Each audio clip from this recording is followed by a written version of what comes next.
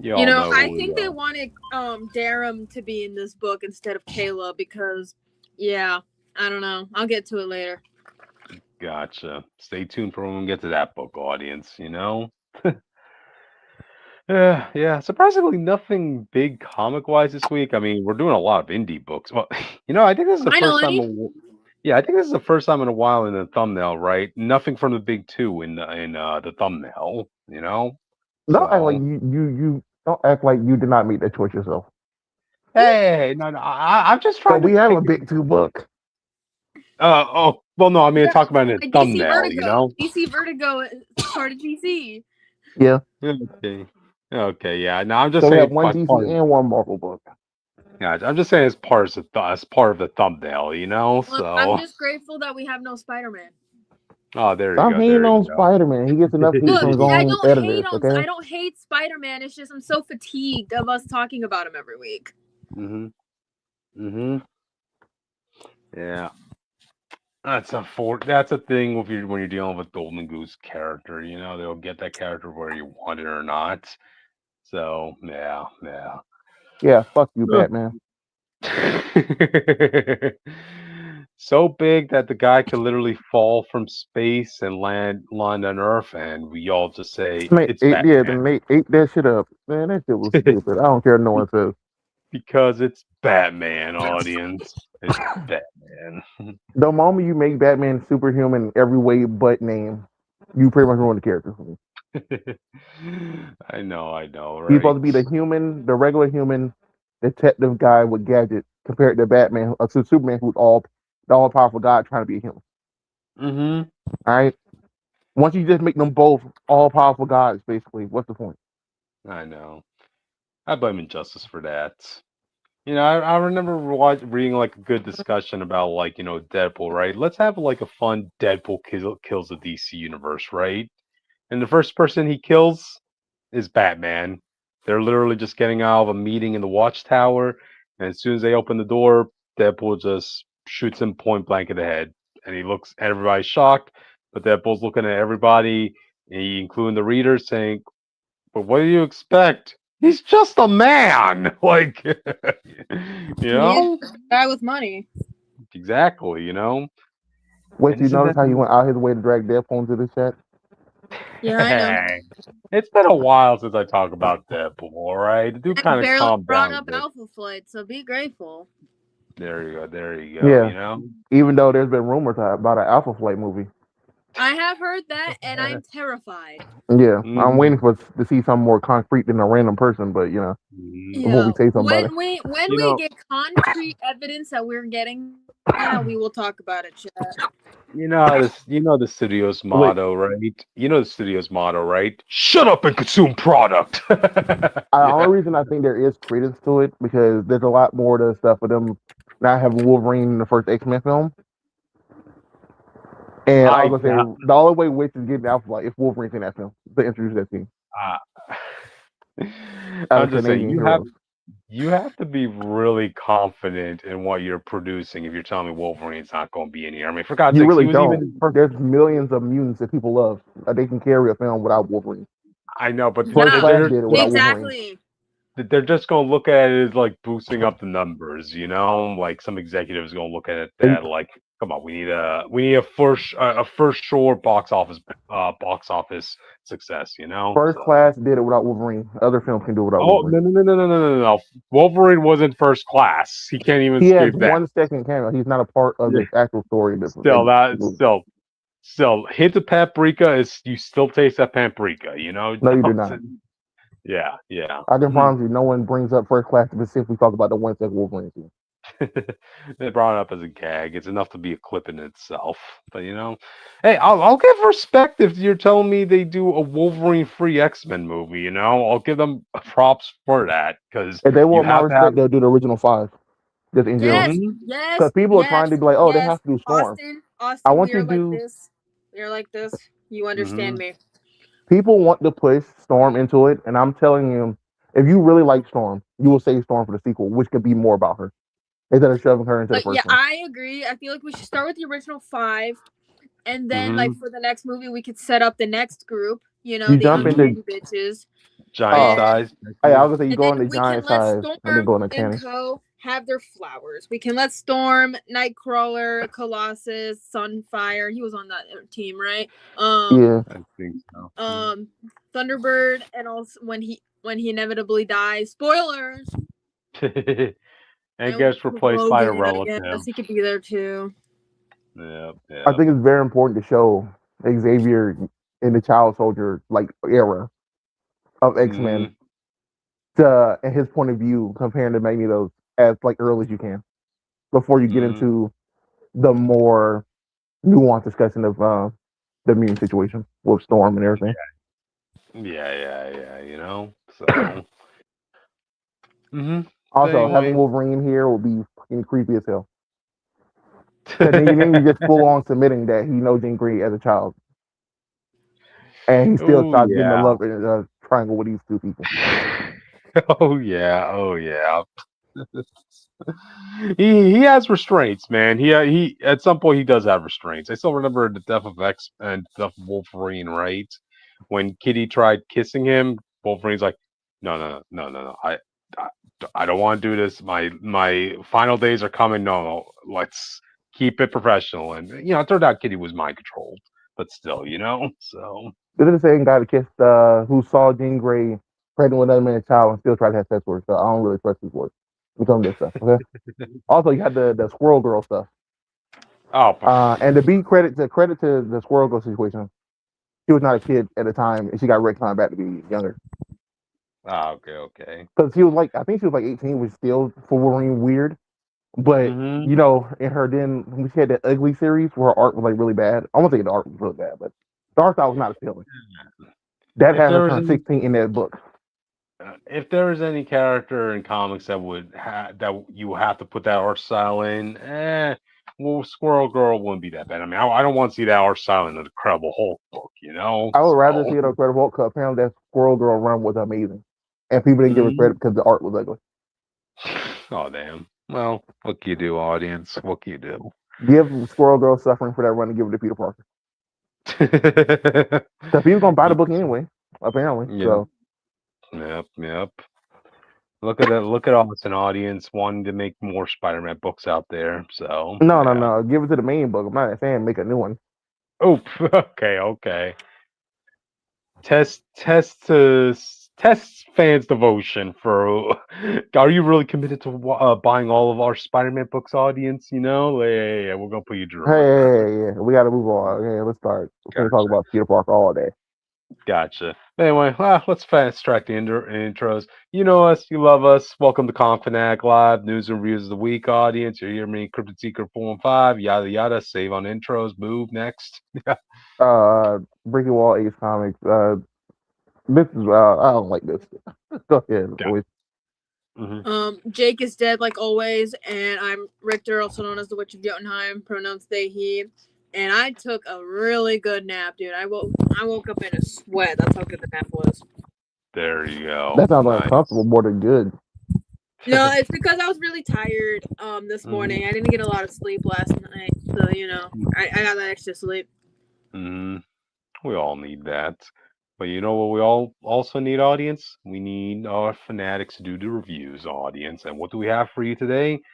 Some Starfleet Academy book, like something Because I actually involving a watched the white show. sky, apparently. Yep. Hey, I Something watched the show. involving Did you finish it? something. Yeah, but the show ain't Uh, true. So I definitely want to talk and about it.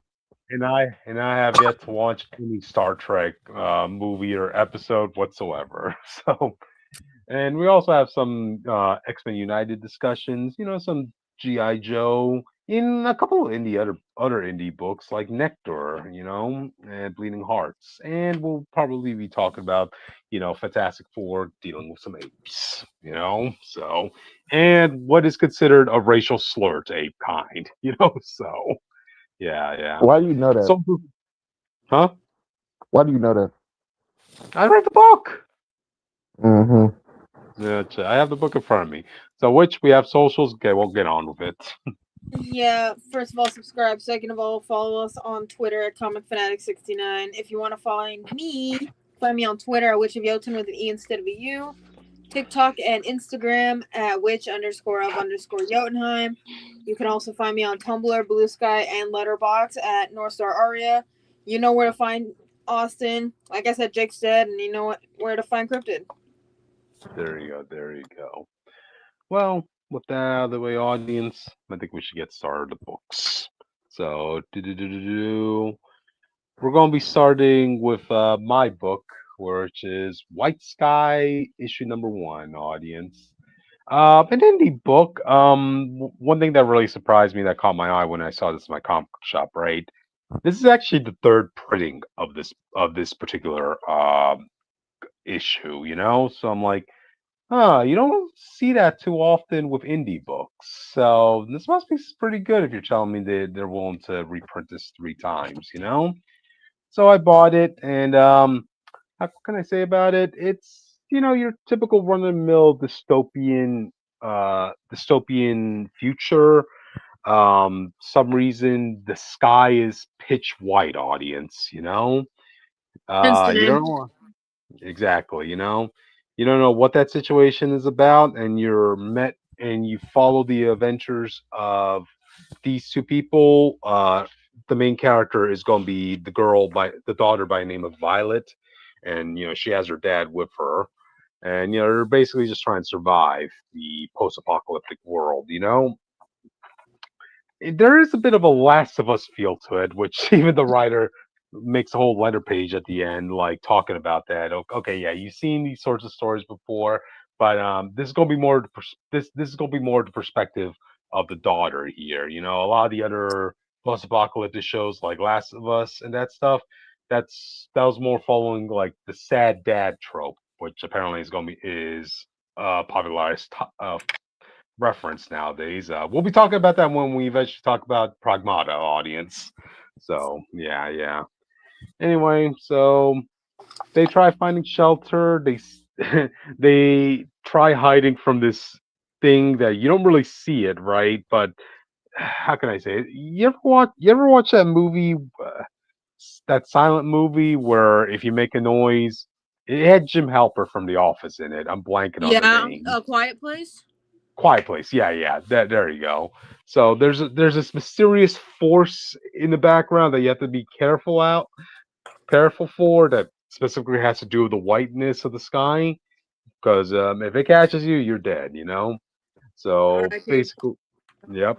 So they find shelter. They're rummaging through their stuff.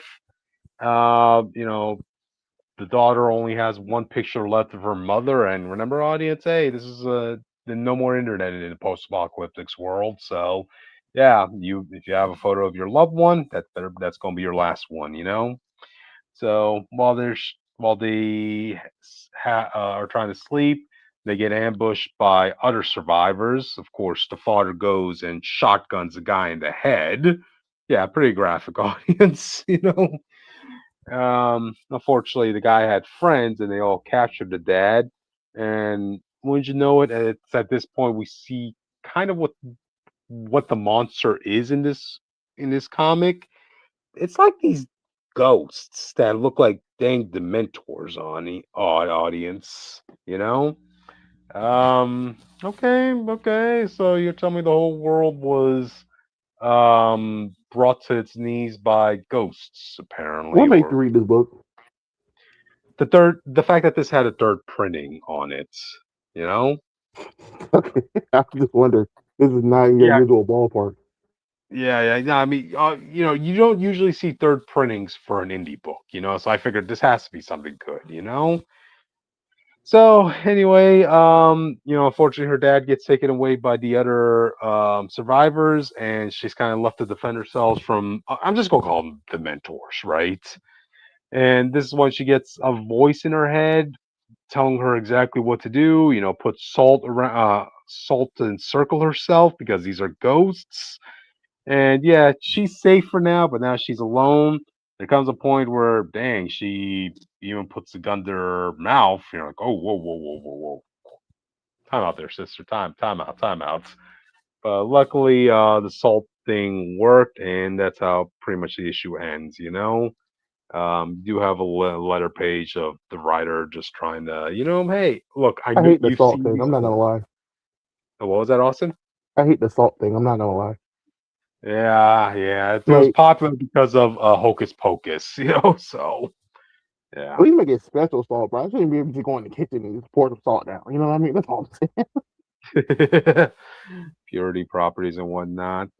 But yeah, really, again, this is the writer openly admitting, like, yeah, you've seen these sorts of stories before, but give my book a chance. This is gonna be from the daughter's perspective, not the sad dad character. So yeah, it's pretty much short and sweet. So yeah, if you guys have any thoughts on this, we can move on if you want. Not really. Gotcha. All right, Hold then. on, hold on, I hold on. That guess was it? yeah, that was it. It was a short, sweet indie book. So plain and simple. Yeah, there's nothing big tonight, Austin. That's what I was saying That's earlier. super depressing. Well, no, I mean, there's gonna be another issue. Yeah, this is a Oh, series. okay. I thought you said it was it. I was like, that was it. I think Nah, you nah. end with that photo. That's it. Like that's crazy. That's very depressing. Oh, oh yeah, audience. End the series off by having the girl stick a gun in her mouth. Wow, wow. A gun in her mouth, and the next thing's a big lightning flash. You're like, oh yeah, she's gone. Yeah, yeah. So anyway, all right, then, audience. I guess with that, we can move on to next. Austin. I can't believe you did this to me. What? Planet, You wanted them all here, man. You wanted to Planet, go first. Planet of the Apes versus Fantastic Four. What happened to my screen? Give Huh? me a second. The cup. Okay, there you go. Oh, okay. No, I'm here. I got it. Gotcha. But this issue was interesting because we start off with Red Ghost. I think I got that photo. Let me bring What it up. photo was it? Next one. Yeah, I got all four Yeah. photos. Why they do? Mhm. Why they make Red Ghost look like this, bro? Like he's They literally haven't this dude. He's a balding dude with long white hair. I know. He has to have a look, man. He has not many characters have that balding head with long, luscious hair on the side. So It's interesting to see him lined up with Doom with the red cloak and the green cloak. Though. I will give him that one. It look like this would be a very interesting Christmas issue. Is all I'm saying. Well, it's Fantastic Four film. okay, there we go. So yeah. But Red Ghost's plan is working. The rebellion of the ape world kind is what is going on. And and even he said, though he predicted the Fantastic Four would lose their powers, he didn't think random simians will get the powers from Yeah. them, Mm-hmm. which is very interesting. Just in general, That's like it's his. always interesting when they make characters who are like super smart not know something. If you do it right, at least. There you go. There you go. I It's like, mean, yeah, you hey, get a this is. random chance, but you might well take advantage of it, I guess. He's like, hey, this is a whole new set of toys for me to play with. Hey, you're telling me that there's a world run by apes, and my whole thing is literally controlling apes. Okay, I can work with this. So So I think yeah. it's interesting because the general saw that scene in the last issue. He saw the super Hmm. apes. He saw the guy controlling them. Yeah. But even he seems to honestly think that Doom and Red Ghost are going to leave him in charge of this planet when they leave. Like, I don't think Red Well, Ghost is leaving, bro. I think Red Ghost is about to uh, move in. well, Austin, not to go on stereotypes, but he is a gorilla and not an orangutan after all. Gorillas aren't I known forgot for they their did make it. Yeah, they smarts. did make a point about that. Yeah. Uh, all orangutans are the smart apes audience, and all gorillas are pretty much the brutes. The dummies. Yeah, yeah. Basically, but it was just interesting to see, to be honest. Mhm. We get a little bit more of Doom's like what he thinks of the plan. Mhm. And Rico straight up says it. Empire, well, an entire world of our own, to form an empire like this, like the one that birthed me. And I was very confused by that. Because maybe I don't remember Red Ghost's old like story. What do Yeah. you mean the empire that birthed you? You just mean because apes? Or are you talking about you like came from literally empire apes? Because that's crazy as hell. I'm not gonna lie. That's Oh insane. wow. If that's his They backstory. Okay, so you're telling me, okay, well, I would like to think he's like a squid from Harry Potter, where like he was the offspring of two apes, but he came out as a human, and that disappointed him because Oh, I can't be one of the apes. Oh, come on. Both my parents were gorillas. Come on, I you think know. I w- I'm kind of hoping it's the DCU version of like Galacta. People don't know Hmm. Wonder Woman's Oh, Galacta character. Giganta, That's Giganta. Giganta. Giganta, yeah, right. You're right. Yeah. Giganta. She was just an ape at first. Hmm. She's just an ape who got turned into a person. So I kind of want Hmm. Red Ghost thing to be that. I think that'd be kind of funny. An But ape from an ape from Africa turned into a blue-eyed, red-headed girl. Audience, keep that in mind. that's So very yeah, concerning. yeah. But Genetics, genetics. Doctor Zaz, who is he was the orangutan from the movie, who was the bad guy. He's about Yeah, to freak out and kill the Fantastic Four. He gets grabbed by yeah. Cornelius, Hmm. and then he smushes Cornelius' head, which Hmm. I don't think should have did anything to him. Yeah, well, they're just trying to get accustomed to their powers, you know. So this is all very new to them. If you're telling me Reed has to like consciously flat himself to make sure he don't get hurt, that changed a lot of stuff about how good Reed is. I'm just saying. Yeah, well, I'm sure he has to stick a needle in him to get blood samples every now and then, you know. So yeah, it's a subconscious thing, That you actually is a know. good question. Yeah, that actually is a good point. Mhm. Yeah. Mhm. So never mind. Get back to our story. You got to forget me. I'm Mhm. cooking at the same time. No, it's all good. Uh, It's all good. There's this one part I like during this interaction, right? Where okay, so yeah, the orangutan ape is wanting to beat up the Fantastic Four, and this is when Ben kind of steps in, saying, the monkey's gonna flatten us like pancakes." And apparently, audience, using the term "monkey" is a very offensive term in ape society. Apparently, audience. So, I guess Isn't that that's their. also a not great thing to call people as well here? So I know. So I guess yeah, the but the apes. difference is they actually are. It would be Mm-hmm. like being offended of being called a human. Mm-hmm. I guess, or what do you call them, Neanderthal? I guess. Yeah, So. well, I can see that. They probably like the Yeah. official So, term, like the scientific term for monkey, mhm. Yeah. and monkeys So I are guess Neanderthal.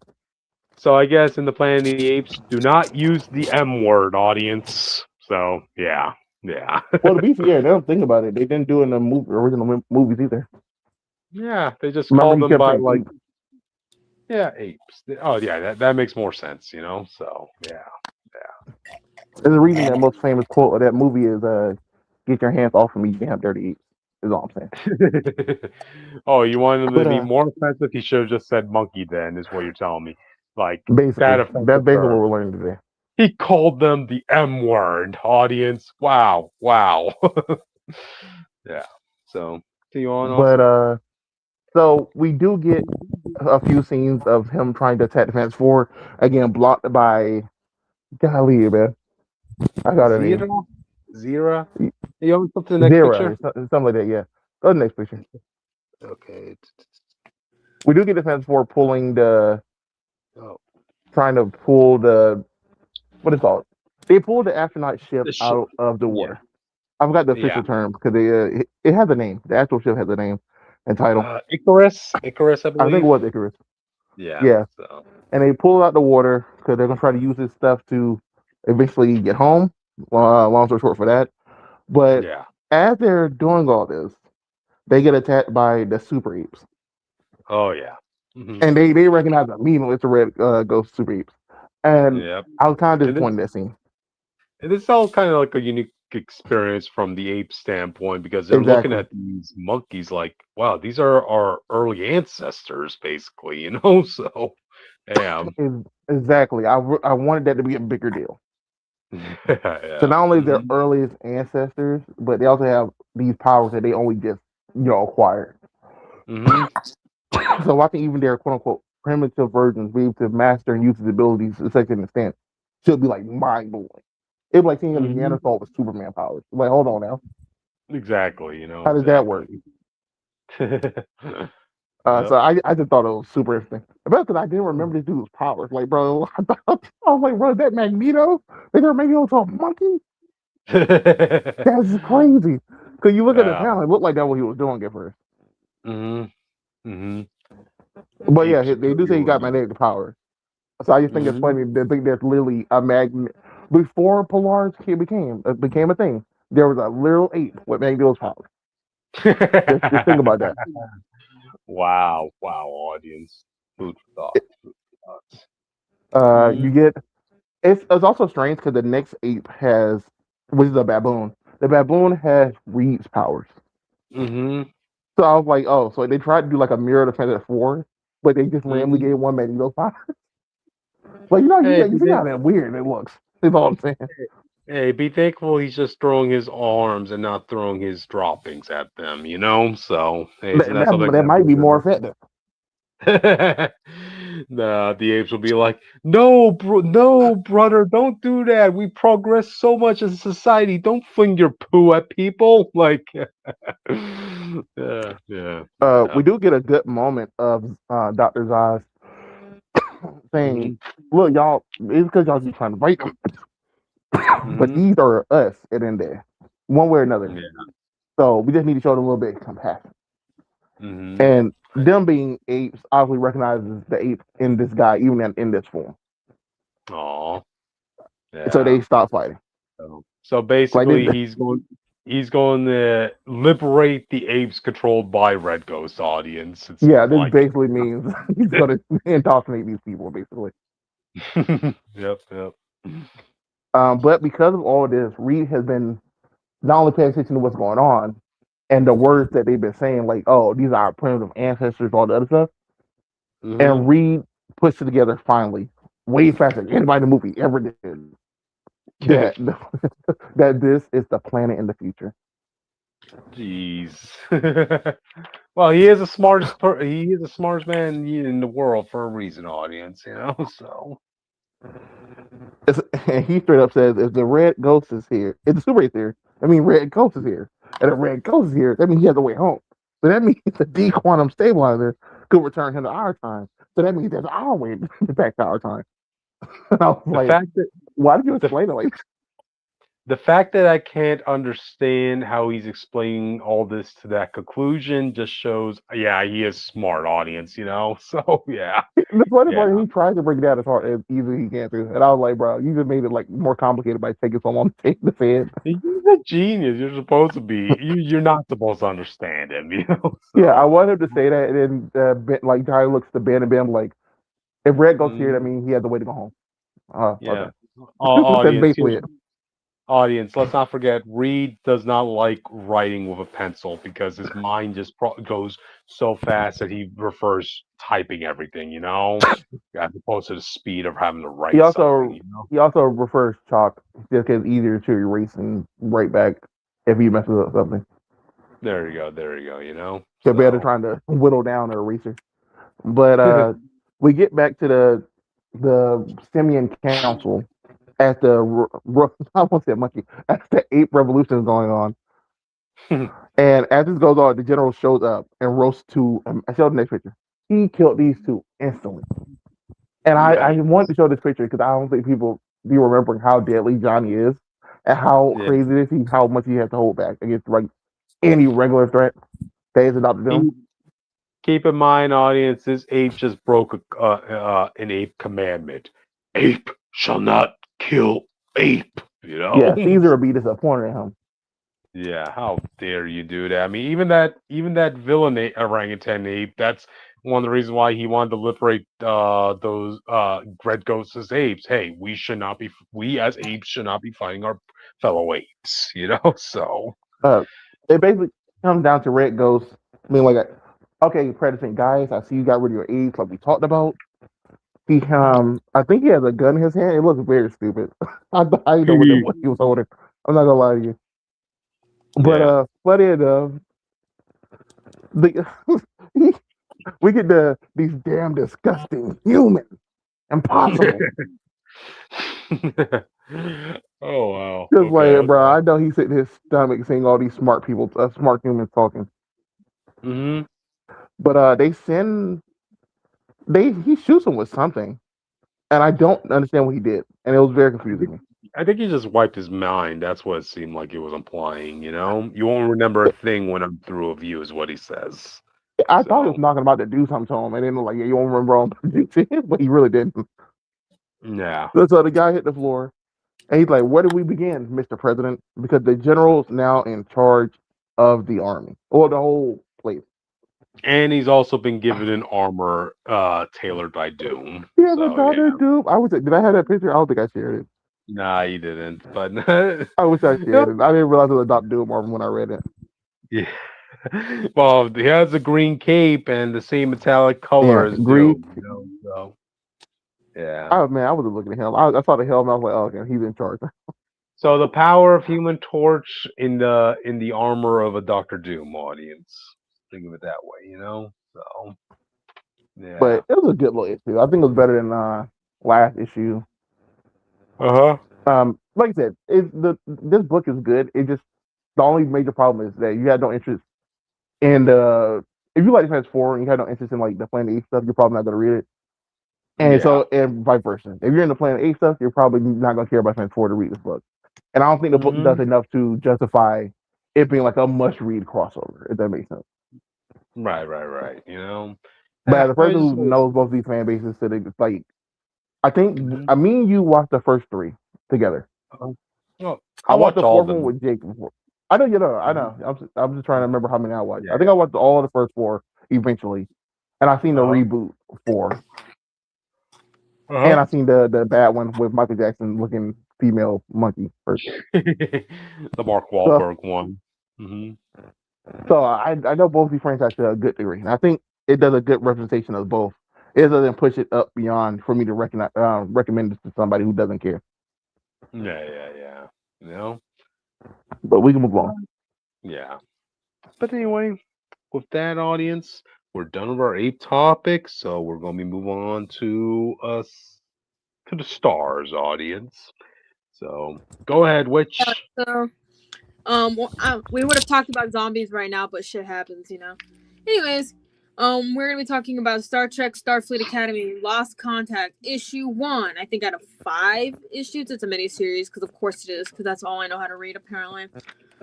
And so basically, we start out on the Athena, the USS Athena. If you haven't watched the show and you want to watch it, I would recommend leaving and coming back if you don't want to get spoiled.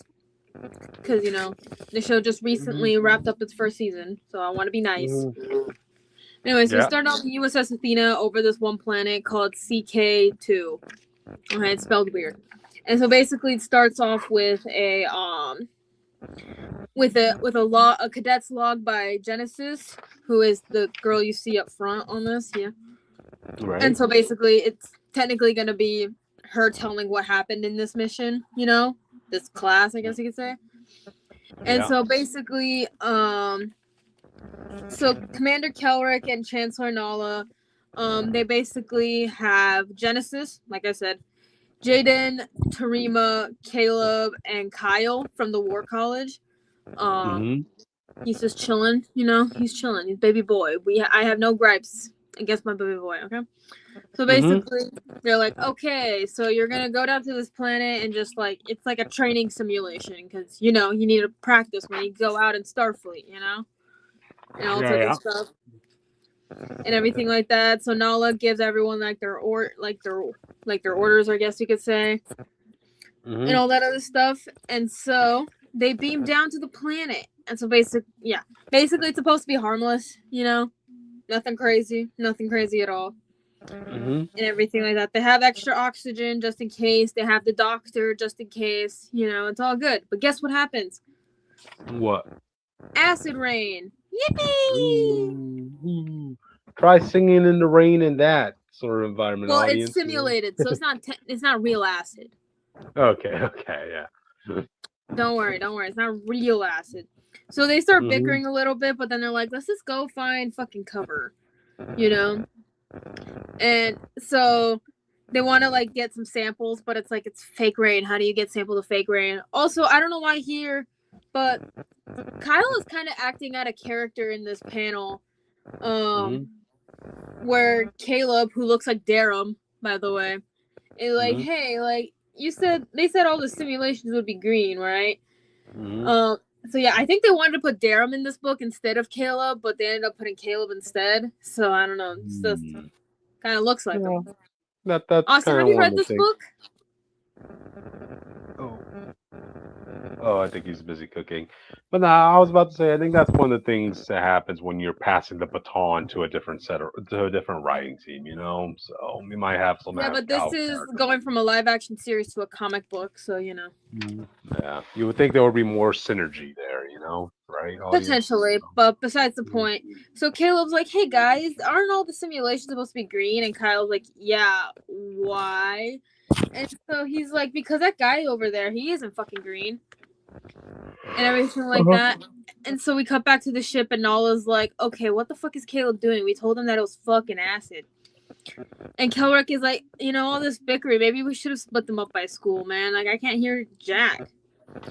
So Nala's like, "Okay, well, they have to work it out, And Mm-hmm. she's like, "Ensign, like, report what's good." And so Ensign Fellero, who is an Andorian, which we don't see enough of. We need more Andorian representation, chat. Anyways, Mm-hmm. so she's like, "Oh, Chancellor, I'm picking up something in the atmosphere. It looks like a storm, but that shouldn't be possible at this time of year, So Nala's like, Mm-hmm. "Kelrick, you said this planet was perfectly safe." And he's like, "It usually is." And the doctor's like, "Usually is a dangerous fucking word, And so Kelrick's like, Yep. "We have to get the fucking kids out of here. Like, it's, all this other stuff." And so, yeah, we see the acid rain, and then we see something familiar. Can you go to the next picture? Yep.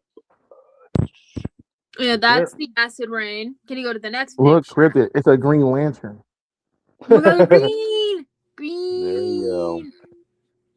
Do Yeah. next picture. There's a weird person on this ledge, Mm-hmm.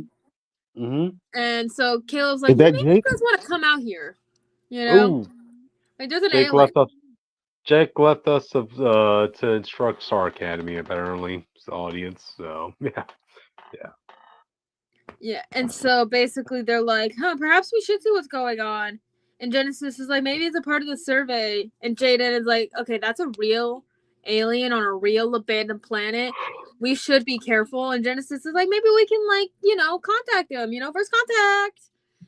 I'm just Mm-hmm. saying, Jaden is like one of the only few people in this book that's making some fucking sense, okay? Yeah, You yeah. know? Like, love him. Love him.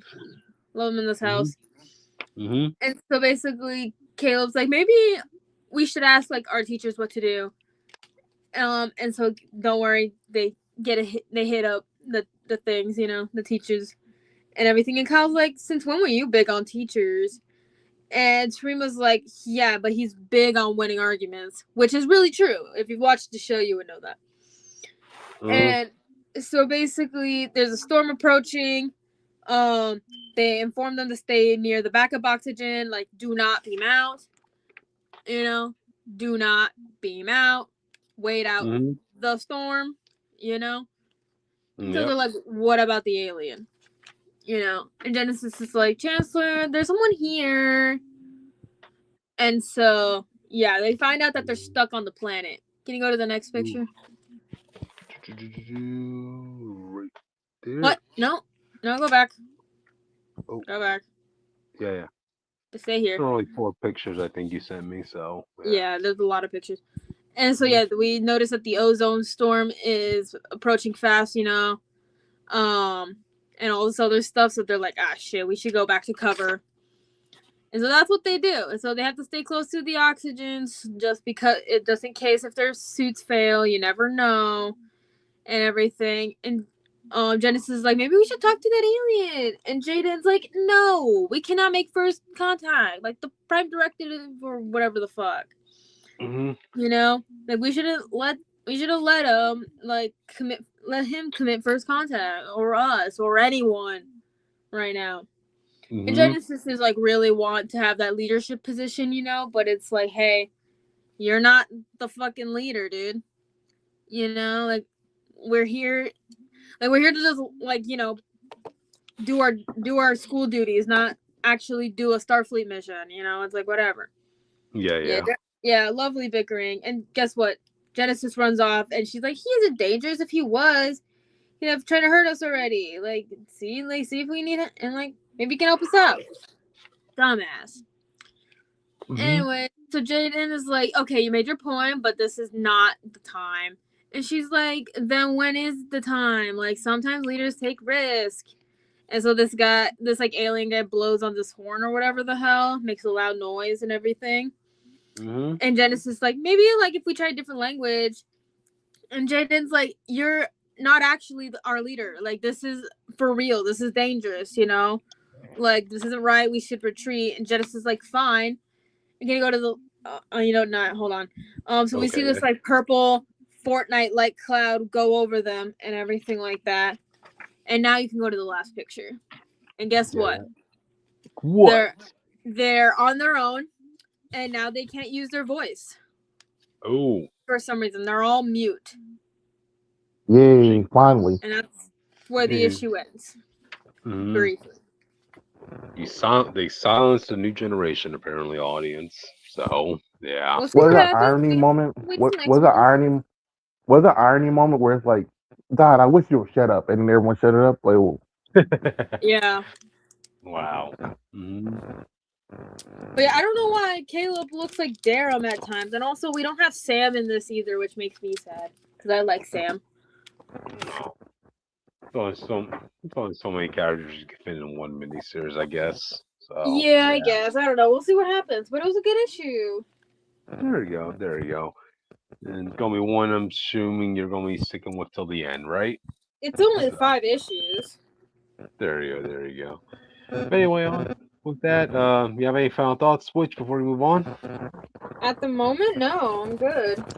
Good Okay. first issue. There you go. So anyway, with that, audience, we're moving to the next book, and I got this one.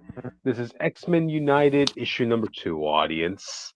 Um, yeah, I didn't wasn't really too impressed by the first issue. I mainly okay, albeit I mainly bought that for that Emma Frost variant cover. But when I saw this cover, I'm like, wait, Captain America's gonna be popping up? Oh, well, I wonder what that's about. So yeah, I think part of the reason why I wasn't really too won over by the first issue was because it was more so expanding on the the new mutants that they brought in. One of which is named Bronze. I think that was a girl that Eve Ewing created when she was writing one of the Yeah, X I Men know. books. The one with the pig hair. Yeah, I know who you're talking about. Yes. Yep. That one. You know. So I don't really have too much of an attachment to her and really that the rest of that class. So it just wasn't working for me.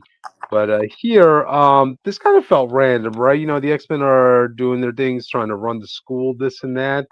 And would you know it? All of a sudden, Captain America literally just pops up, and he actually needs the X Men's help on one thing, right? You see, Captain America right now, he actually wants their help in finding. This is tying back to Isaiah Bradley's time, right? You all know the history of that whole program. That there were African Americans that were unknowingly experimented upon by the Super Soldier Serum. Very dark story, very horrific stuff. And it was assumed that Isaiah was the one and only survivor, but turns out there might have been more people. So Steve is just looking to make amends with those people because, like, even though Steve had nothing to do with that, with what happened to them, he still feels guilty about what the fate that each and every one of those men had gone through. And look, I'm of not course he against. does, because they're gonna blame him regardless. Pretty much, yeah. I mean, look, audience, I'm not against like showing like a dark side to Captain America's legacy. I mean, that was a clean way to introduce that sort of storyline into the history of Captain America because it makes sense. What I am against is if you go back and like look for something else to make problematic. Like I'm looking at you, Lansing and Kelly, with the Cap Shield situation. So yeah, yeah. So this is really Steve. He needs their help finding those other people. Let's see if I have a couple of pictures. Let me see what's next. Okay, so in this, the X Men even give him a couple of people to join him on like his travels, right? And I only know one. He about 3 other people go with him, right? And Laura Kenny is the only person I know. The other one is Melly. Uh, this is my first time ever seeing her. Apparently, she's from She's from let's see, the boroughs of Indian Affairs or something like that. Okay, sorry, audience, I don't know too much about her. And then there's the other mutant by name of Jitter. Do either of you two I know know who anything about these? Jitter is. I know who some of them are. I just don't know them as well as people want me to. Yeah, yeah. Audience, are let that be a challenge. There has to be some fan out there who knows literally every mutant that exists in Marvel. You know, I mean, kudos to you if you memorize that whole list. Like, even if you're a diehard Talk, X Men fan, I'm pretty sure you don't know every single mutant out there. You know, so yeah. talk about the reason why they chose these people. To do what was the main reason? I might have glossed over that part. To Laura do was chosen because she was a part of Super Soldier project and she don't like that stuff. Basically, and the yeah. other two are basically chosen because they have a problem with the American government. Yeah. Oh, okay, okay. I was like, Eh. that's a shitty reason to send them with Captain America. I know.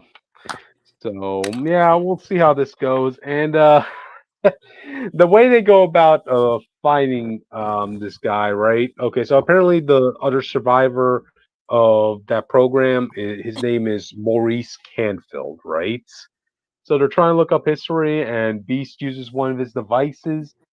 Okay, this is a bunch of science mumbo jumbo, but apparently Beast can use the very memory of Captain America's time from the 40s, even though Steve has never personally met Maurice. The fact that they're from the same time period could allow Beast to teleport Cap and the rest of his team to Maurice's location. Uh, I don't know how that works, but again, I'm not one of the top geniuses in the world. So you know, the fact that I'm getting a migraine thinking about it shows, yeah, that they're smart. So that's what you should be feeling, right, audience? You know. So let me flip to that. So Well, to be yeah, fair, they did that yeah. not because specifically because of Maurice. It was because where he was when they played Captain America had been 40 years ago, or in the 40s. Oh, oh, okay, okay, So yeah. it's There like, we oh, go. he's in this like a certain bunker. So like, oh wow, He's in. Captain America's been in that He's in. bunker. I just teleport you straight there. He's specifically in Philadelphia, audience. So anyway, the four get teleported there. Okay, the place looks abandoned. They see some newspapers from 1945. So okay, this guy's pretty much a hoarder. So they all go up. They hear a noise and they open the door. Let me bring it up. And there's Maurice, right? But then that's when Steve realizes he's alone. Okay, so apparently something about the machine Beast ended up using, it did send them to that location, but apparently it time displaced all of them to different moments of that area. So you see like the three other mutants, they're at different time periods of that same room. You know, you have one that's teleported to a time, I guess, where Maurice just came back from the war. Another one where Laura comes into that room where you see a news broadcast that you know Martin Luther King got assassinated, and another one where the other girl was I don't know, somebody was listening to the radio or whatever, right? But This is Cap, dumb, bro. yeah, yeah, I know. But Cap, on the other hand, like he's in the present of Maurice, right? So of course Maurice, dude from the 1940s, of course he's gonna be old. He's gonna be real old, audience.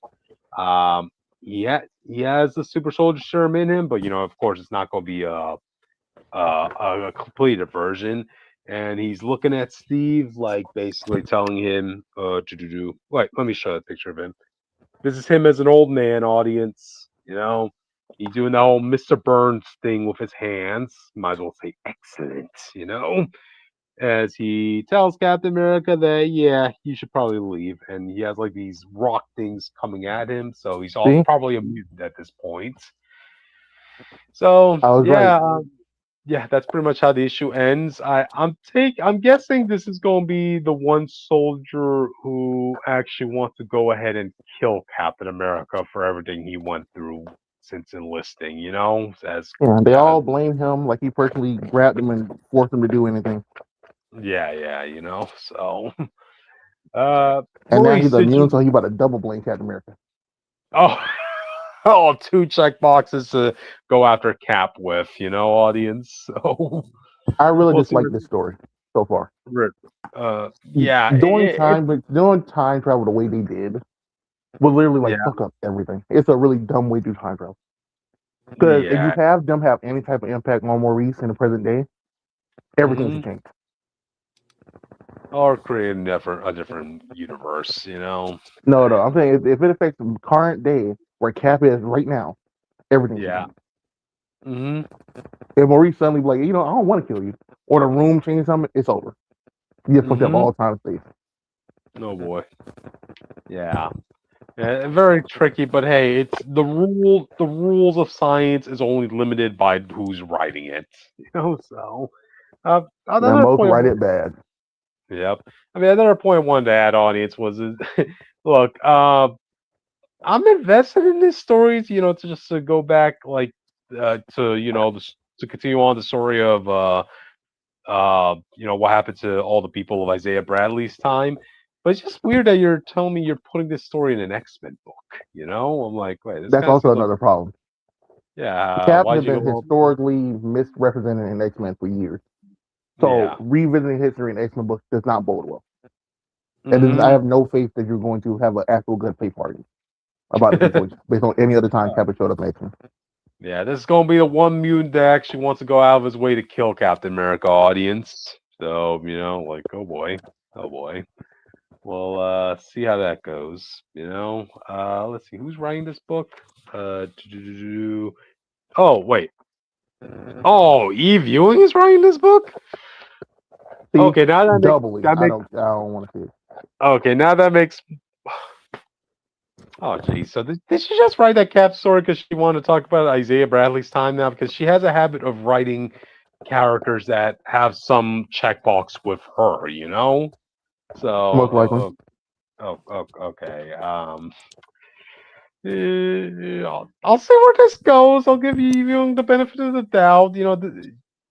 At I least won't. this is at least this isn't like her bringing C to Chicago, which was an ongoing thing with her. Like everything had to tie back to her hometown for some reason. So The last three books she Cause have you written so wouldn't do far the for me. same thing. no, what was Huh? that? Like you wouldn't do the same fucking thing. No, Jersey. No, like what's left to be here in Jersey to talk about? You can find things to talk about. I can promise Not you, more. if I suddenly started writing Spider-Man or something, I'm not taking him to Atlanta. Mm-hmm. If I'm writing Captain America, I'm not going to have him pop up in Jersey. Or if I'm writing the Avengers, I'm not going to say like, okay, there's another Avengers team. I want that team to be specifically in Jersey because that was something Eve was doing a lot.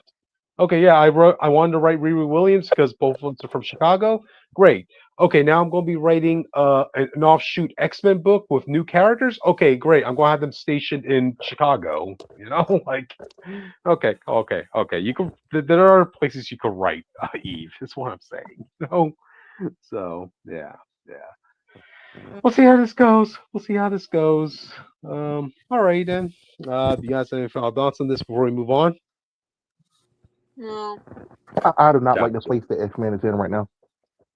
Yeah, apparently a lot of people are feeling the same. So blame Tom Brevoort for Most that audience.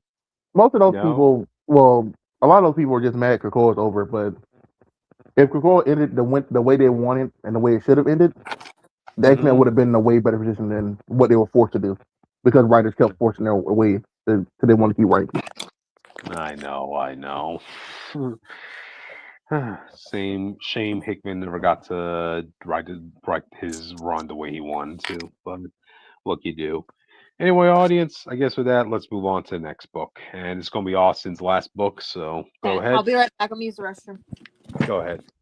Disrespectful. Remember this. Okay. Yeah. I want to talk about this book because this book is very interesting. Hold on, let me take a drink of water. Gotcha, no problem. I read this book too, so yeah. This book basically has no dialogue. I was thinking this was gonna be a Snake Eyes book because because of no That was my problem. dialogue here. Yeah. When I Huh? read it, I was like, "Oh, this is going to be a Snake Eyes thing." and then Snake Eyes didn't show up, and Storm Shadow's a big part of it. I really hope they don't turn Storm Shadow into Snake Eyes, bro.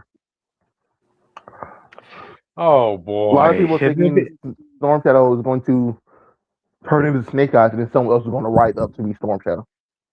Like instead of like it being like their specific code name, it's like James Bond, where So someone steps into the role.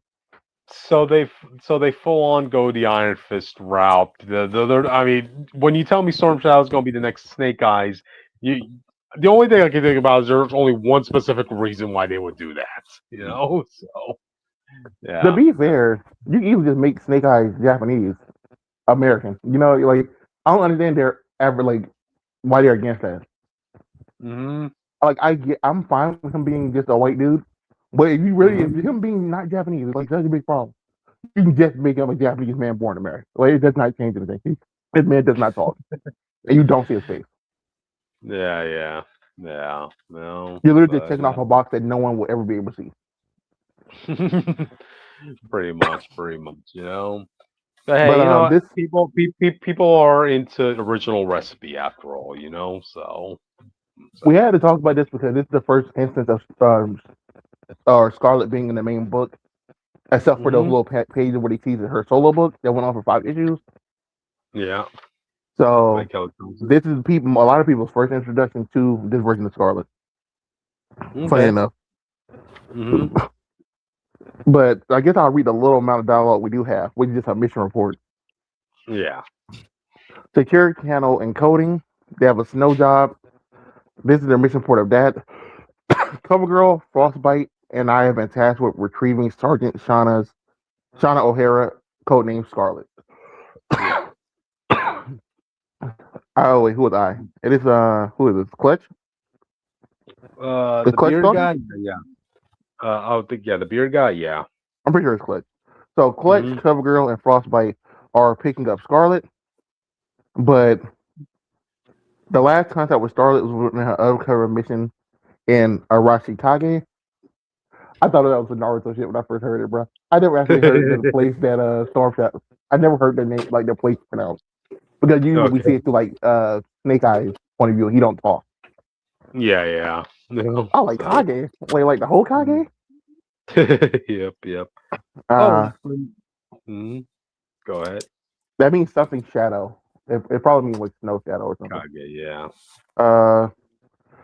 She, Storm Shadow, and Jinx retrieve a new energy weapon during a deadly encounter with Cobra Commander. They got lucky, and it was during an early formation with Cobra.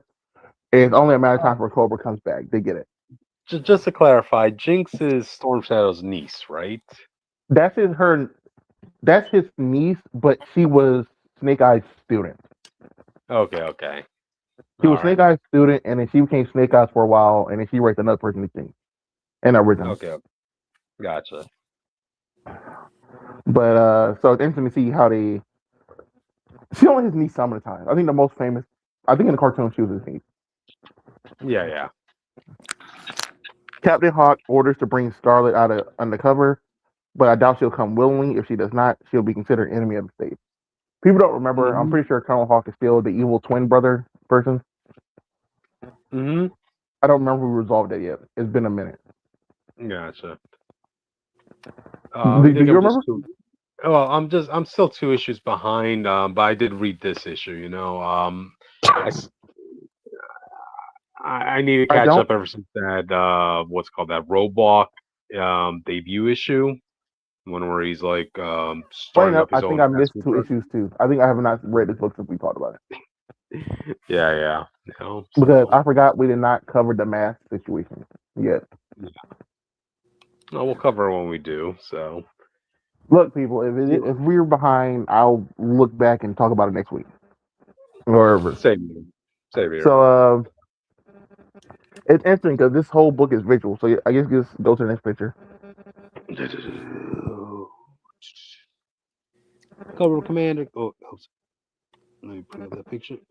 With the first glances of Cobra Commander's attack back. If you want to I like how all the ninjas, come in with their swords and shurikens, and then Cobra Commander's like, bam, bam, bam. Like, come on, So, yeah, shooting them with their Uh, lasers. we do see Scarlet receive a message, and she calls back. The weapon is secure here. No movements Mm-hmm. by the shadow people or their leader. The threat Mm-hmm. level is high but calm. If I leave now, cover will be compromised. And besides, I can't leave without Jinx. Mm-hmm. And I was like, you. Oh, I forgot. In this continuity, her and Jinx were friends before the army, like the ninja thing happened. Gotcha. We covered her solo story as one of our lives a long time ago, people. Yeah, yeah. So That was if you decent. willing to go back, you could do it. But the book it was a good read. If you want to just Mm-hmm. spin off, pause it here and come back later. There you go. There you go. But as she says all this, honestly, it's the perfect time for Cobra to show up because Mm-hmm. people don't remember Cobra Commander had a very humbling experience, and after a bad guy get humbled, they usually come back 2 times harder. They got to compensate. Yeah, yeah. We can't be looking like a bitch out here. He was almost pig chow audience, literally. So yeah, yeah. Yeah, and his team tried to betray him, and he had to put him in their Mhm. place. Yeah. He got a new hand again. Hmm. Actually very impressed. He basically Whenever, one shots a bunch of names.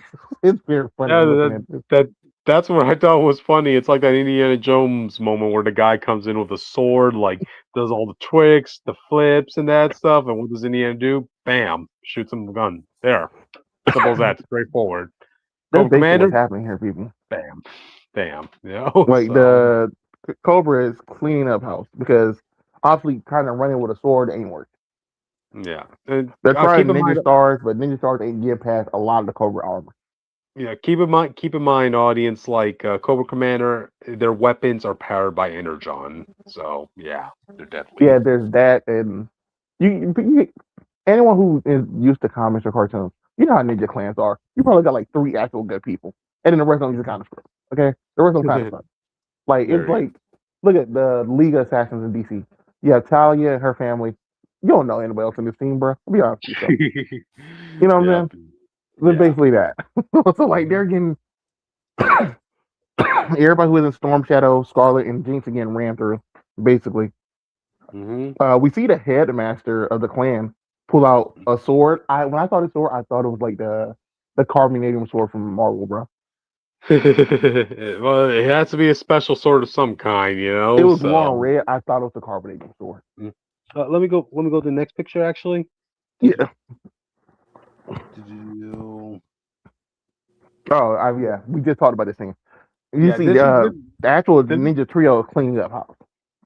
this is where it kind of felt odd to me because, like, okay, it's Storm Shadow killing the the Cobra soldiers. I'm like, oh, wait, what's going on here? It's a silent There's issue, and Storm Shadow's the one killing, fighting off against Cobra nothing. Commander team. Either he's actually going to be Snake Eyes, or just Snake Eyes is also on the cover.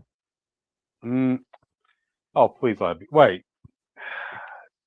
That can't be Snake Eyes undercover because we do see Storm Shadow's eyes. Well, oh, no, let me just not go there. But Let's it is just like move it's a new on. comic book series where they made a guy black before. They could make the guy Japanese. I don't know. Oh, nah, let's go to the original Snake He can just be a Eyes. Japanese American. Nothing would Nah, change.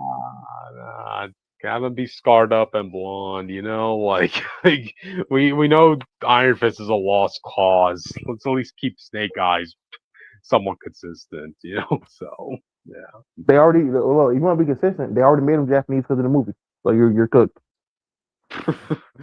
Okay, just go on, just go on. Uh, the headmaster, the grandmaster of this whole place, tries to run it with a sword.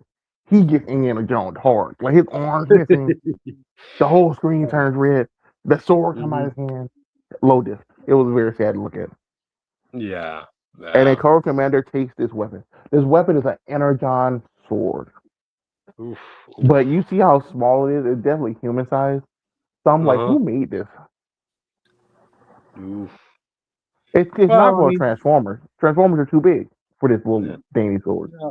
Well, keep in mind, small swords have practicality for the quick draw, So. Yeah, for us. Transformers are like Mhm. 5 times bigger than them in this timeline. That sword should not be Hmm. our side. Is what I'm saying. Okay, okay. So, Cobra Commander should not be able to casually walk up and pick it up. That's all I'm saying, bro. hmm hmm so yeah, we It's also basically a we got lightsaber. Basically, what he's doing with it. pretty much. So we do have that group shot here where Jinx comes in with damn, what's her name? Scarlet Jinx, and Starling, and Storm Shadow rush into the Storm Shadow. room, Yeah. and Cobra Commander tells his people to shoot at him. They get taken out Hmm. really fast. Storm Shadow Hmm. goes to kill Cobra Commander, and he gets saved by random Cobra Lady number one. Yeah. Because we Yeah. don't know her name. She don't have her name so far. She Hmm. blocked. She actually does really well because the way she had to move to block this bleed Uh without killing Cobra Commander is like very impressive. huh. Because she Yep. couldn't just naturally swing the sword. She had to pick the sword up, swing it around, and then come back up to block. Hmm. You also notice, Crit did. I don't think I see that photo, but Storm Shadow like sword went deep into the blade, or her blade went deep into his blade. I could not tell. Oh no, definitely. Her Energon blades sliced Storm Shatter's sword. So Oh yeah, yeah. no, I see it now. I see it at the bottom. Hmm. He basically jumps up, kicks her in the neck, and break. It looked like it breaks. You know, blood going out Hmm. her mouth and everything. Hmm. Uh, Cobra Commander gets a sword, and then some random. Oh no, then Cobra Commander's ship starts attacking, or at least somebody Yeah. on the ship. Hmm. And in this explosion, a lot of people get killed, a lot of people die, and you see Jinx get basically blown away. Hmm. Yikes. Funny enough, that female Cobra lady survived her clearly neck snap, and got up and picked up Cobra Commander, and they leave. Scarlet searching around the area, because she got blown away. She got blown away really far. Oh yeah. Like she's Hmm. on the mountain, it was like looking down at the building. But hey, she got blown away just far enough for the Joes to retrieve her. I So. like how it looked like a kidnapper too. That's the worst. She's Well. really about to run back in. The guy just grabs her arms and just drags her to his car. Hmm. But Hmm. the mission update: Cobra got the weapon. We Scarlet's do see a retrieved. we do see a little bit of that masked Cobra Commander girl, the one who saved Oh him, yeah, she has a You white see- face and white hair. and deep red pupiled eyes. So yeah, That's not that familiar for me. I'm not gonna lie. yeah, yeah. Um, but Cobra, Scarlet is crying and see they gotta wrap it up like it looked really bad. I'm not gonna lie. It looks real funny. And you didn't know what just happened. It looked like you thought like a hissy fit, like a bedroom. Like But as far as she feels like she's leaving her comrades there to die, So I yeah. do think this is going to start Storm Shadow's beef with the Joes, because Storm Shadow's point of view, he gets up, he looks around, all he does, he finds a dead Jinx and and a half alive Grandmaster left dead by a comrade they really trusted and thought was one of them. Hmm. Because people don't remember she was undercover the whole time. Yeah, yeah. Hmm. So I I don't know if I like the idea of having a beef against the Joes and not Snake Eyes for obvious reasons. That's his guy. It's like a reverse Imagine Joe. flash were introduced and he only wants to fight the Justice. Yeah, exactly. You skip over Barry Allen just for that. Damn. We do get Well, a short teaser for Mask. Uh, I know Mask's theme song. I never been a big Mask. I never watched Mask. I just watch his movies and some of his episodes from the show. So, Mask yeah. stands for Mobile Armored Strike Command, Uh and huh. it was basically GI Joe with cars and helmets. G.I. Joe with Ah. cars and helmets. Isn't that So what they yeah, do normally? well they have cars, but they get out and fight like the army and stuff. These Hmm. guys have armored cars. They do battle with, but it's like mainly they don't really Uh, get out the car, and they always cover their face with a mask. This is like the first time that you ever see their face, based on what I'm looking at. Gotcha. Damn. I feel like this is a natural progression of the universe, but it feels weird to Uh huh. bring back to the unpopular, or the unpopular, um, I'm worried they're going to overflate the universe with as many 80 stuff they can over time. Mhm. Nah, I think I would have given waited more time before I introduced a whole nother faction because like we only just had Transformers meet G.I. Joe 2 issues yeah, ago. They yeah, still haven't even met Optimus, let alone they met one side Transformer. yep.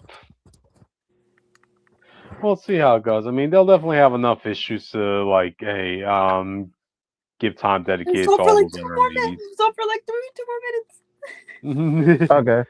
Uh, Right. it's I don't know. It's interesting. I like. Do you know anything about the Mask cartoon Cryptid? No. To be honest, when you mentioned the mask, all I was thinking about was Jim Carrey's The Mask. So I thought you meant that. Yeah, that's the But only one Oh I know. no. It's mhm. only thing I remember about them. They all had helmets and stuff. For the one guy who you see Cryptid in the pictures with the beard, with the red Yeah. beard, the bald head. He's the only guy who didn't wear a mask. Everyone else always wore masks. Uh, Okay. I thought it was a ripoff of G.I. Joe, so I didn't watch it as a kid. I was like, oh, this is G.I. Joe with cars. Why would I watch hmm this when I just watch G.I. Joe and Transform? Why do I need like this weird mix of both? Well, But there's no such thing as overpacking when you're when you're with the Joes. So yeah. hmm I don't know, man. This is like a weird. This show apparently went on for 2 seasons, I guess. I don't Oh, think it's sounds about wait. right. Sounds about right. Yeah, it only had 2 seasons. Why is it the one you picked for the crossover? Maybe because the writer was part generation that watched that season. Mask is a special task force led by Matt Tracker, who operates transforming armored vehicles in their on. See, I told you this is a G.I. Joe ripoff of Transformers. And guess what? They go against Venom, an acronym for Vicious Evil Network of Mayhem. Okay. They have superpowered helmets called Mask. Both Okay. both sides have these helmets. Apparently. Okay. So they're the offspring of Transformers and GI Joe is what I'm hearing. So I okay. definitely would have just assumed it was a spinoff series. Yeah. So we'll see where that goes when it happens. So all right then, Austin. You have any follow thoughts on this issue before we move on? No, I'm good. Gotcha. I think this is your last book too. So the Yeah, last two books are gonna be ours. Me and Witch. So I'm gonna head out. I go need to get to sleep. I gotta get to go sleep. I for it. gotta See you go somewhere for the morning. later. Yeah. But Go. Good luck with everything, man. Good luck with everything. which give Oh. him help. Okay. Always, you know me. All right. Gotcha. I'll see y'all. I guess. Also, JP and Kyla, my Tomodachi life just got married. That's why I asked you guys to stall for like a couple minutes. Oh, Oh, okay. that's respectful. Then congrats to them. I Did know, you There right? you force? Did you force it happen? Or did it just happen? It just happened. go. Okay. That's all people trying to I'll force explain interactions with later. characters. I'll explain later. Okay. Gotcha. All right. Get See you get the guys later. feet out. Yep. So, all right then. With that, audience, we'll move on to the next book, which. Okay, so we're talking about Bleeding Hearts issue 3. Over here. So hold on. Yeah, I just had to do that. Okay. So basically, it starts off where the last issue started off, where we remember the human mom. Basically, she starts screeching while pointing a gun at our lovely friend Poke over here, and Yeah. everything like that. And he's like, "Please stop, Yeah. like Yeah. I'm not gonna hurt your kid, like someone's gonna hear you, and then you're gonna get dead, you know." Mm-hmm. I'm just Mm-hmm. saying it's not the most ideal of situations. Exactly. And Listen to them. everything like Listen to that. them. She just keeps screeching, man. She just keeps screeching and everything. And even the kid is like, "Hey, I don't know. He's not gonna eat me. Like it's fine. Look, he's chill. He's chill. Mm-hmm. Look." Past basically Poke just like grabs the rabbit by the collar and put her on top of her mom, for everything, for safety keeping and Mm-hmm. everything like that. Guess what? She starts screeching again and everything like that. And Poke is like, "Dude, I'm trying to help you. Do you want to fucking live? Like, you can't leave." the horde is everywhere. They'll tear you to pieces, and also you're hurt. You know. Mm-hmm. And so basically, Yeah. she throws a shoe at Poke and everything like that, and everything. And basically, he's like, you know what? Fuck this shit. So he basically leaves, covers up the door, and leaves. You know, for their own good. Barrack him in the ballroom. Can you go to the next picture? Yep. There you go. Yeah, that's the picture in question.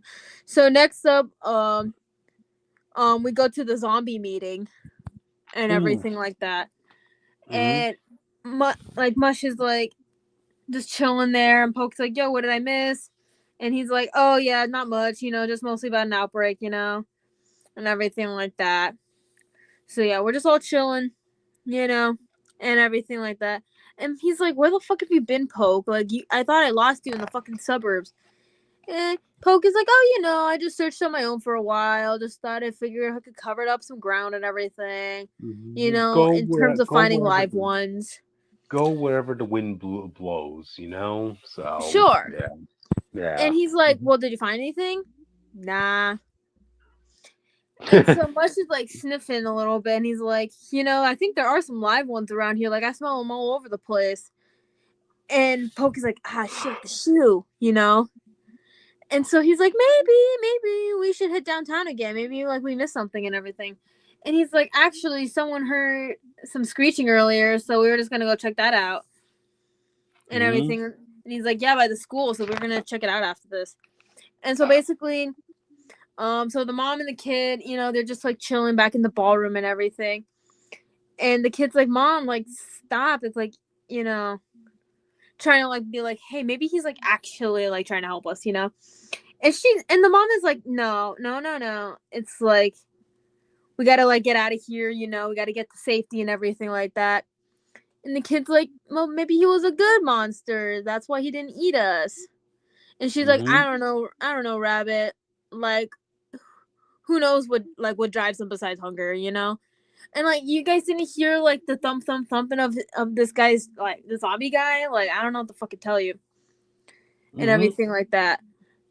And so basically, they have like she makes like a crutch and everything to like open up the door and everything. And so they get out, kind of, you know, and Yeah. everything like that. And she gets a crutch, and then they leave, you know, which is probably not a good idea because guess what they see?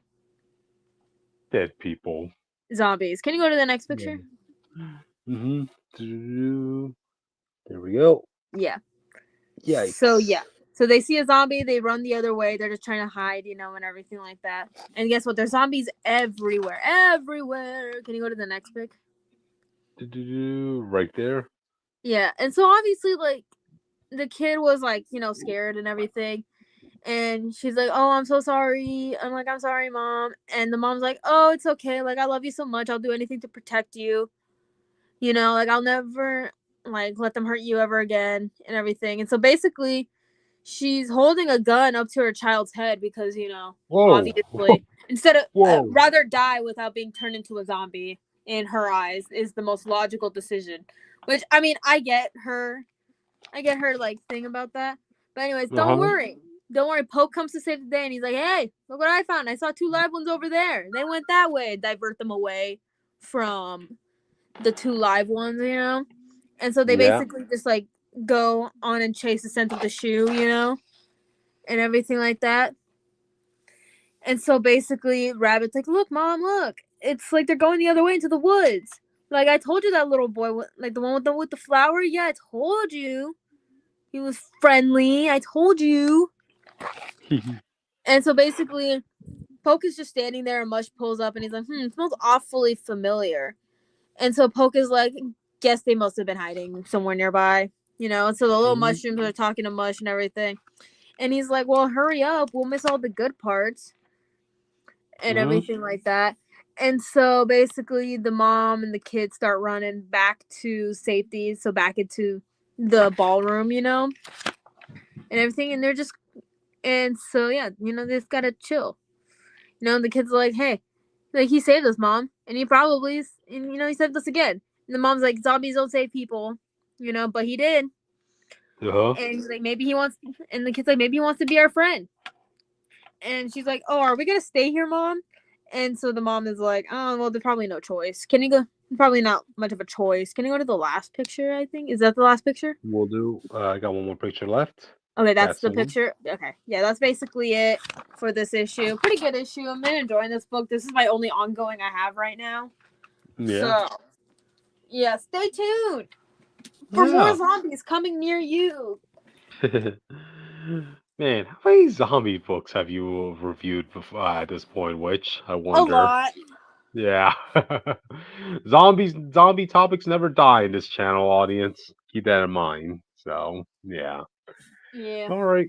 Any final thoughts before we move on to the last book? Which? Okay. All right, audience. With that, let's move on to the last book of the night, and we're talking about Nectar, issue number 1, and it's written by Jeremy Robinson. Some books you want to pick up just based on the cover alone. And when I saw this, I'm like, okay, looks a little interesting. It's a season right now. Gardening is about to be popping up, and oh my god, I'm just noticing something in this cover that I didn't notice before. But you see that we see what that main butterfly is standing on.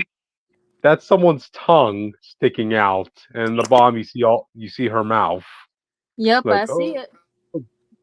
oh boy, oh boy, oh boy. I didn't notice that until now. So, yikes. So it is a horror book, audience. So keep that in mind. We Cryptid open reviewing back. a horror book. I'm proud. I know, right, audience. One of these days we'll see which review a patriotic book. That's never gonna Next fucking thing, happen, and you fucking know it. we'll see, we'll see. But anyway, all right, this is taking place back in 1837 in Salem, Massachusetts, audience.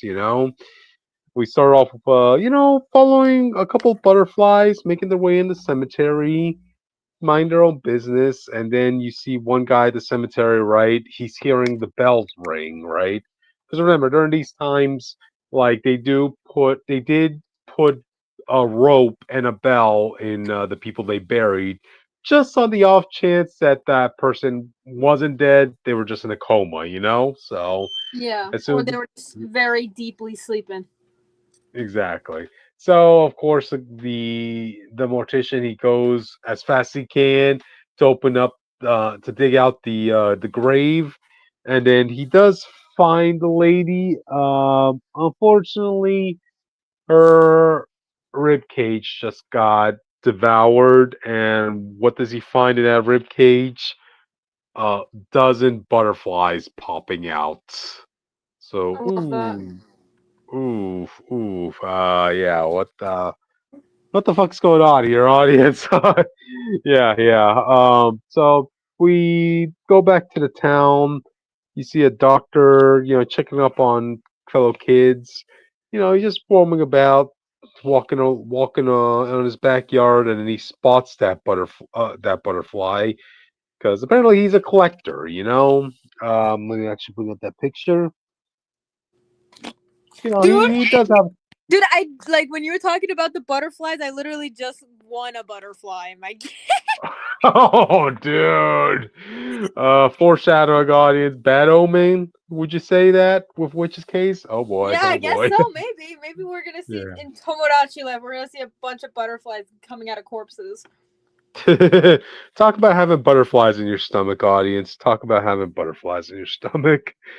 So Yeah, anyway, the doctor, he's somewhat fascinated by this breed of butterflies because he doesn't have one of these in his collection. Hey, it's the 1800s, audience. You find ways uh to collect odd things, and butterflies doesn't seem that bad. But anyway, while this is going on, we get treated to these two girls.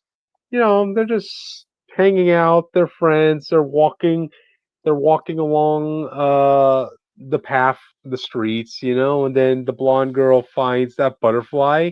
She's like, "Oh, how cute!" The butterfly crawls into her finger. They're both amazed. They're both amused, and then you see that butterfly stick its hook out of its mouth, and it cuts her finger. And she's Love like, "Oh that. my!" He's like, "It bit me. Wait, butterflies don't bite. What's going on?" So they just found that pretty odd. So yeah, and so she goes to pay a visit to the doctor because remember, audience, even something as simple as a cut could be pretty life-threatening during these times in the 1800s. So luckily, there's no need to crank out the hacksaw. So the doctor does what he can, and then Just you gives her cut. morphine and go or coke, crack Oh, there cocaine. you go. There you go. There you go. To numb the pain. Yeah, So get crack cocaine. gotcha. So yeah, and then we cut to this one bear of a man just chopping down his wood. He's muscular, he's shirtless, he's cutting lumber, and then a butterfly comes up in his hand and takes a bite out of his hand too, and leaves. Like, what the? Whoa, so what's going on here? And then we cut back to those two girls. They go into church. They're by themselves. Then the girl who got bitten by that butterfly, she's just singing and dancing. She's reciting the national anthem, this and that. She's having a fun time. Unfortunately, for some reason, she can't stop dancing. No, It's literally, a she dancing can't. plague. I don't know what this plague is about, but yeah, she's crying as she literally can't stop her body. So she's like, what the hell's going on here? Actually, let me I bring up. literally got a book recently from the library Uh huh. that's literally about the dancing plague. Okay, okay. Odd coincidence there, audience. So yeah, yeah. So then we cut back to the doctor, right? He finished having sex with his wife. You do see some nudity here, audience. So yeah, it's a book for adults. Yeah, yeah. So anyway, you just they're just looking at the picture she bought.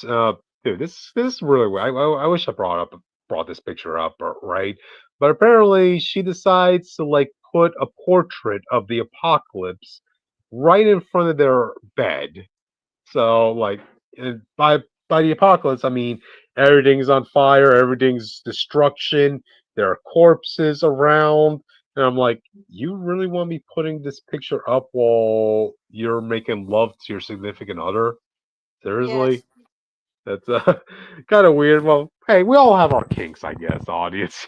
So yeah. So after they had sex, the doctor comes out, walks out, like wanting to get some fresh air, and that's when he looks out the window. Do-do-do-do-do-do. And yeah, he sees an entire swarm of these butterflies in the trees. Audience. Demon Um, butterflies, chat. so yeah, it's very creepy. I do want to give more indie books a try. I want to get Yeah, you outside should. yeah, I want to get outside my wheelbox every now and then. So when I saw that cover, I I'm just wanted proud of to. you for this Mm-hmm, recent mm-hmm, revelation. mm-hmm. Yeah, it's pretty good. Which I'm pretty sure you might like this too. If you ever get a chance, check it Really? out. I'm pretty sure it's a mini series. This is only issue one of this book, and I've invested so far. I want to see where this goes. So yeah, yeah, this was a good read. You know. Yeah. So alrighty then. But yeah, I mean that's really the last book of the night, audience, and we finished just shy of an hour and a half. Which you I'm proud of proud. us? Yeah, yeah. So, all right then, audience. That's pretty much it. Thank you for joining us because we need to get some extra sleep too. So, all Hmm. right. Don't get butterflies in your stomach tomorrow, audience. My And recommendation. maybe make friends with your local